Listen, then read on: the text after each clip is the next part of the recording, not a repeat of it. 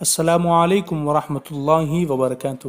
ناظرین، میں محمد ہاشم رضا قادری اور آپ دیکھنا شروع کر چکے ہیں اسلام فور یو۔ ناظرین، آج میں آپ کو کچھ ایسی باتیں بتاؤں گا جو شرک نہیں ہے لیکن اسے لوگ شرک سمجھتے ہیں۔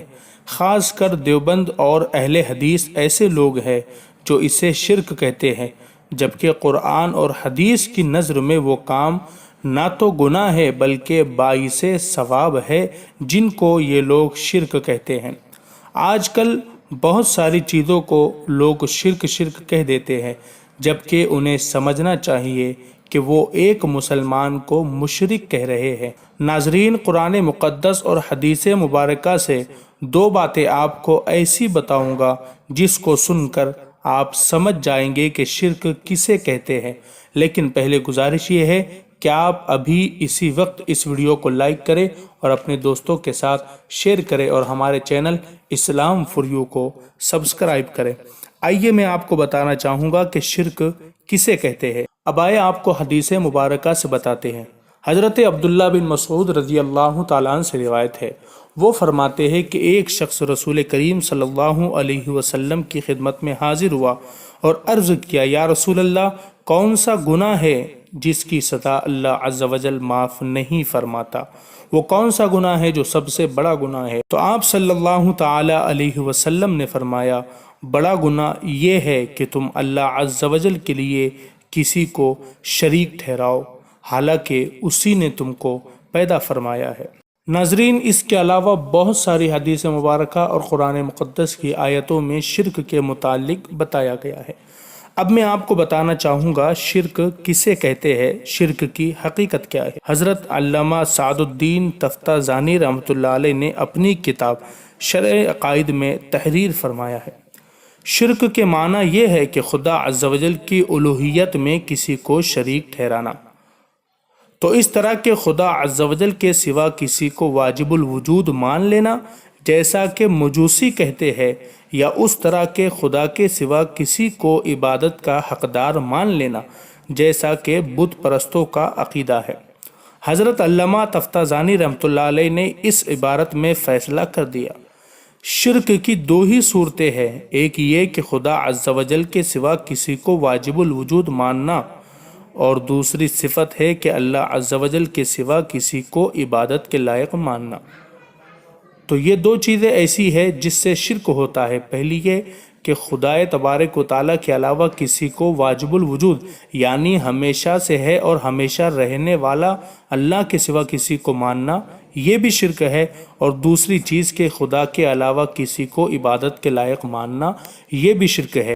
اب چلیے وہ 8 چیزیں میں آپ کو بتاتا ہوں جو شرک نہیں ہے لیکن لوگ سمجھتے ہیں کہ وہ شرک ہے۔ میں آپ کو پہلی چیز بتاؤں تو نبیوں کو اور ولیوں کو محبت سے پکارنا۔ جیسے مثال کے طور پر ہم نبی علیہ السلام کو یا رسول اللہ کہہ کر محبت سے پکارتے ہیں، اور اگر ولیوں میں مثال دوں تو ہم عبد القادر جیلانی کو یا غوث اعظم المدد کہہ کر پکارتے ہیں۔ تو اس طرح سے یہ پکارنا شرک نہیں ہے۔ کسی نبی کو یا کسی ولی کو محبت سے پکارنا، مدد کے لیے پکارنا شرک نہیں ہے۔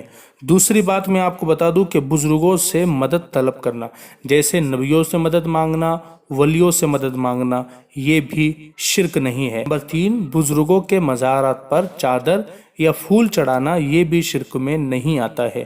نمبر 4، فاتحہ پڑھنا۔ آج کل بہت سارے لوگ فاتحہ دینے کو بھی شرک کہہ دیتے ہیں، حالانکہ میں سمجھ نہیں پاتا کہ فاتحہ میں قرآن مقدس ہی پڑھا جاتا ہے، لیکن قرآن پڑھنا بھی یہ لوگ شرک بتا دیتے ہیں۔ تو بہرحال فاتحہ پڑھنا شرک نہیں ہے۔ یہ نمبر 4 ہو گیا۔ اب میں آپ کو 5واں بتاتا ہوں، بزرگوں کو خدا عز و جل کی بارگاہ میں وسیلہ بنانا۔ جیسے کہ ہم لوگ دعا کرتے ہیں، مولا تیرے حبیب کے صدقے ہماری دعا قبول فرما، غوث اعظم کے وسیلے سے ہماری دعا قبول فرما۔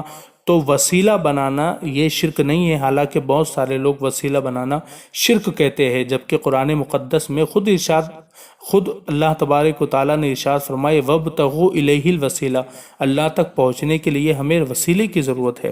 تو میں آپ کو 6ٹھی بات بتاؤں تو بزرگوں کے مزاروں کے سامنے مراقبہ کرنا۔ نمبر 7، بزرگوں کے مزاروں کا ادب کرنا۔ نمبر 8 میں آپ کو بتاؤں تو بزرگوں کے فاتحہ کے کھانوں اور مٹھائیوں کو تبرک سمجھ کر کھانا، جو نہ صرف ہندوستان بلکہ پوری دنیا بھر کے سنی مسلمانوں کا دستور ہے، یہ ہرگز شرک نہیں ہے، اس لیے کہ فاتحہ کو بھی لوگ شرک کہتے ہیں، اور جن چیزوں پر فاتحہ پڑھی جاتی ہے ان کو بھی وہ لوگ شرک کہتے ہیں۔ تو اس طرح سے وہ سارے کھانے کو وہ شرک کہہ دیتے ہیں، اور اس کو کھانا گناہ کہتے ہیں، نہ جانے بہت ساری باتیں کرتے ہیں۔ تو میں آپ کو بتانا چاہوں گا کہ یہ 8 چیزیں میں آپ کو بتایا جو شرک نہیں ہے لیکن لوگ اسے شرک سمجھتے ہیں۔ تو ناظرین، میں آپ سے امید کرتا ہوں کہ آپ ویڈیو سمجھ بھی چکے ہوگے اور ویڈیو آپ کو پسند بھی آئی ہوگی۔ اگر ویڈیو پسند آئی ہے تو اس کو لائک کریں، شیئر کریں، ہمارے چینل اسلام فور یو کو سبسکرائب کریں تاکہ اسی طرح کی اسلامی معلوماتی ویڈیو ہم آپ کو روزانہ دے سکیں۔ السلام علیکم ورحمۃ اللہ وبرکاتہ۔